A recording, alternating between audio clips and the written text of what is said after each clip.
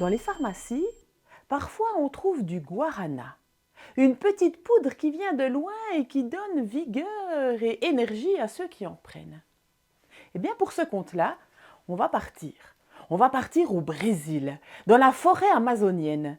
Dans la forêt amazonienne, il y a des gens qui habitent, il y a des peuplades. Et parmi ces peuplades, il y a les Guaranis. Et parmi les Guaranis, il y a un homme, il y a une femme qui s'aiment depuis de nombreux mois et qui aimerait avoir un enfant. Mais cet enfant ne vient pas. Ils en ont parlé autour d'eux, on leur a donné comme conseil de s'approcher d'un arbre, de prendre un petit peu de la racine, de l'écorce et des feuilles, d'en faire une décoction, de la boire. Rien. Le ventre de la femme reste toujours plat. Alors on lui a dit qu'il faudrait qu'elle pense à autre chose, que si elle pense à autre chose, ça viendrait. Elle s'est mise à tresser des paniers. Et elle a appris à tous les enfants de la communauté à tresser des paniers. Il y a eu des tout petits paniers pour ramasser des petites baies et des grands paniers pour ramasser des grandes choses. Mais son ventre restait toujours plat. Alors ils ont décidé un jour les deux de partir jusqu'au rocher, au rocher des vœux. Ils sont arrivés vers ce rocher, ils se sont donné la main et avec l'autre main ils ont touché le rocher. Et ils ont pensé très fort à ce qu'ils voulaient. Ils ont lâché le rocher. Et quand ils rentraient vers la communauté, un orage a éclaté, l'éclair est venu. Et à ce moment-là, ils ont laissé sortir toute leur colère, toute l'injustice. Pourquoi pas eux? Pourquoi tous les autres, mais pas eux? C'était pas normal. Et le Dieu de la foudre les a entendus. Et bien quelques mois plus tard, le ventre de la femme s'est arrondi. Et quelques mois plus tard, elle a donné naissance à une petite fille. Une belle petite fille qu'ils ont appelée Paulina.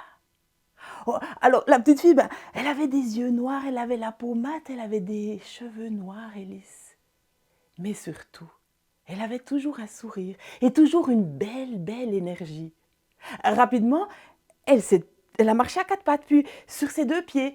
Et puis elle était agile, elle allait dans tous les sens, elle souriait, elle a rapidement parlé aussi. Et tout le monde l'aimait bien, Paulina. Paulina, elle était pleine d'énergie et elle arrivait à grimper aux arbres. Eh bien, c'est à elle qu'on avait confié d'aller ramasser les grappes d'açaï. Elle prenait une ficelle, elle s'attachait les deux jambes et elle grimpait en haut des arbres d'açaï. Elle coupait la grappe qui tombait pour que les gens puissent se faire du jus avec ce fruit.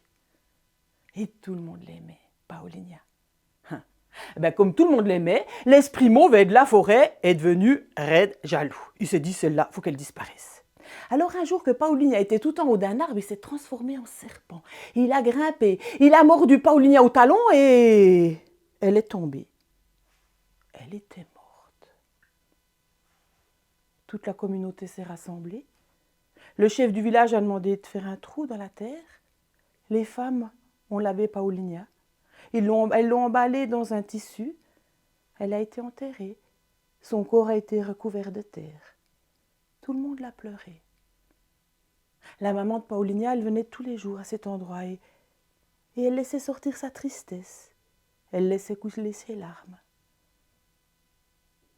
Un jour, elle a vu qu'à l'endroit où le petit corps de sa fille était enterré, il y avait une pousse. Quelque chose poussait. Et puis cette pousse, chaque jour, elle grandissait. Et la joie, l'espoir est revenu dans le cœur de cette mère. Et ça a poussé, il y a eu des fleurs et il y a eu des fruits. Des belles grappes de fruits rouges. Et un jour, les fruits se sont ouverts, il y avait du blanc, il y avait du noir. Elle a cru voir l'œil de sa fille. Alors cette mère a appelé cet arbre Guarana. Guarana qui veut dire l'arbre de vie.